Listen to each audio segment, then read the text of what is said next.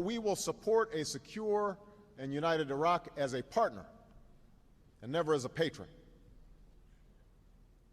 But we will support a secure and united Iraq as a partner and never as a patron. She and the President are tremendous supporters of the Smithsonian, and we are very grateful for that. And she continues to serve as the honorary patron for this wonderful event.